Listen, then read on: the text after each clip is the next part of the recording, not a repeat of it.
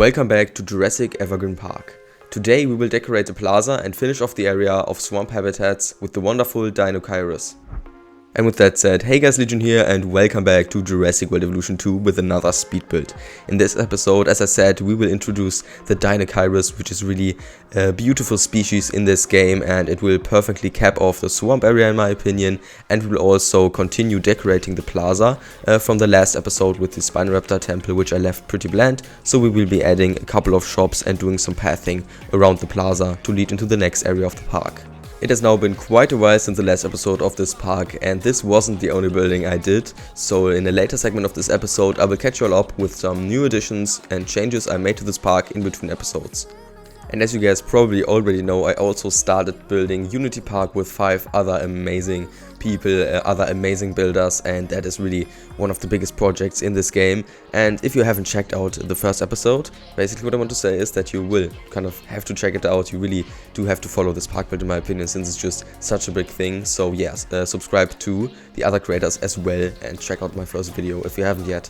And some of you might still remember the tour that I promised of my tropical park, which was the first park I ever built on YouTube right here, and that tour may still be coming at some point, but I decided to for now just to upload the park to nexus-mods. So if you type in tropical adventure park or just maybe tropical park or Legion's tropical park, you will find it on Nexus, and I also have a link somewhere on my channel, maybe on the community post or even under this video, so you can download the park and take a look at it for yourself. And maybe at some point I will still do a tour, but I think, you know, we are getting, you know, close to finishing this park already, so yeah, then I will probably do a tour of this first. And so yeah, I'm not sure if a tour of the tropical park will still happen, but maybe at some point. And Jurassic Evergreen Park will get a tour for sure. But speaking of Jurassic Evergreen Park, in the speed build right now I'm finishing the plaza for these shops right here, and I decided to make a little addition of a brown path to this whole circular path and the whole circular plaza, and I made some nice little cutouts to use the planter technique again, of course, you know, since I am kind of overusing it at this point, I would feel like, and it's kind of, it takes a lot of time, but I still think that it's become maybe like a bit of a trademark of this park, and I really just like the way that it looks. So yeah, I'm gonna still be using it as much as I'm currently using it. And instead of, you know, just placing the buildings in a straight line like you could just do, I decided to leave a little cutout in between the buildings to have space for like a plaza where the guests can sit down, and also a little Jurassic Park gate, and I think that makes it look a bit nicer. And I also remembered to decorate the shops and to actually, you know, customize the shops for this build. I didn't do it right now here, but I did do it at the end, and you will see the finished shops and the decorated shops at the end in the cinematics. And I do really feel like that's maybe a forgotten feature at this point. Many people forget to do it, and I personally here, like, I sometimes remember it, but I also forget it most of the time, I have to say. So yeah, comment down below, do you decorate your shops like that? Do you customize them? Do you maybe even change the color, you know, go that far?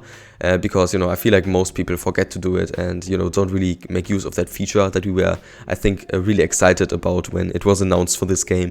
And now in the speed build I'm starting to prepare the habitat and sort of prepare the shape of it and the whole areas and the fences.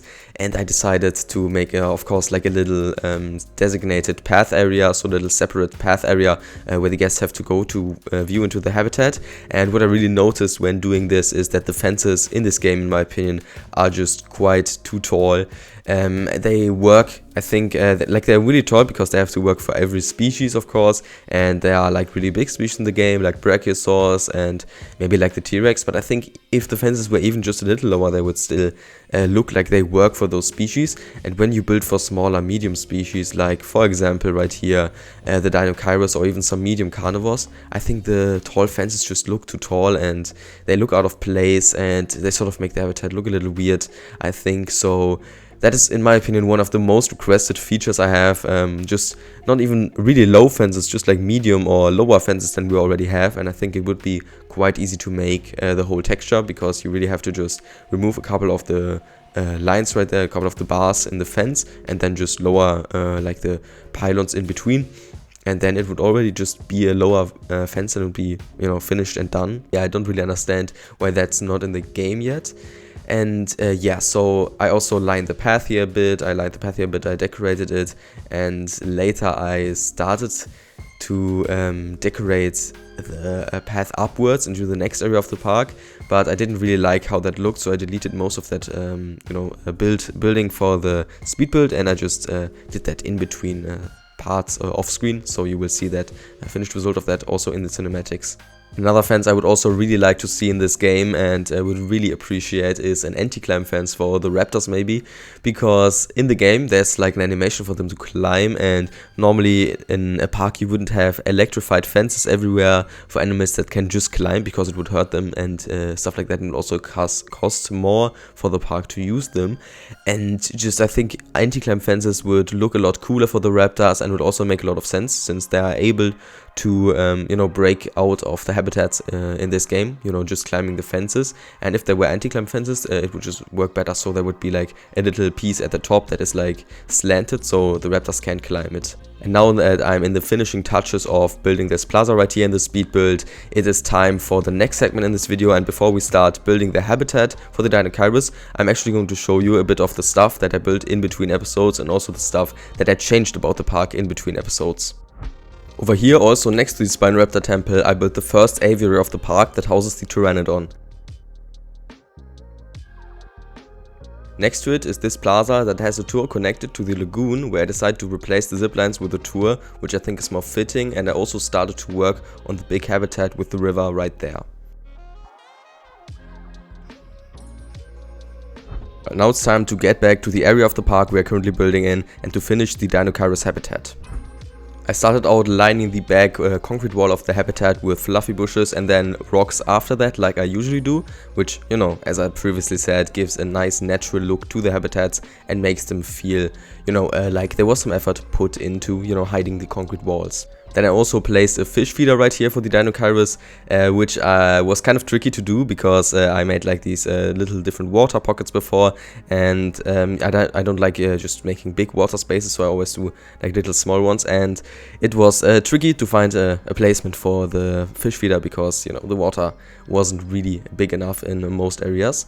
But I managed to find a space for it in the end, and now it's really just time for some plants in this habitat to really give that swampy feel. I also opted for tropical rocks in this habitat, just like with the previous habitats in the swamp area, like the Suchomimus or the Spinoraptor habitat. And I just think that it makes it feel more different than your regular temperate biome that we are building in, where I use the temperate rocks, and it really helps to differentiate the biome. And I also use a lot of the tropical plants. Actually, I use the tropical trees, the temperate trees, the Mediterranean trees. I think all of those work really, really well to make sort of like. And then after I had, used the foliage brush everywhere and did that, I decided to also fill out some of those areas more with the tropical ferns. And I think that makes it look even a little bit more lush. And I think it makes, it creates like some areas where the foliage is even denser. And so there's like more difference in between the foliage, and it's not just everywhere like bushes that are similarly sized, because that's what you really just get when you use the foliage brushes.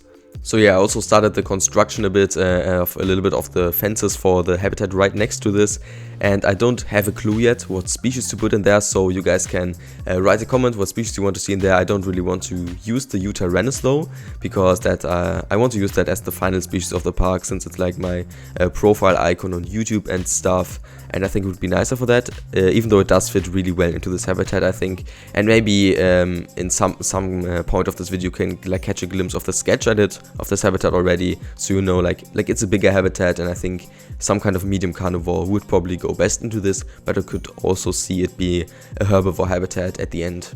So yeah, at this point we are mostly done with today's build, and I think I'm quite happy with how it turned out. I think it's a nice, just regular habitat, and just a well done regular habitat, nothing really too special, but instead, we also built some plaza over here, and also did the shops.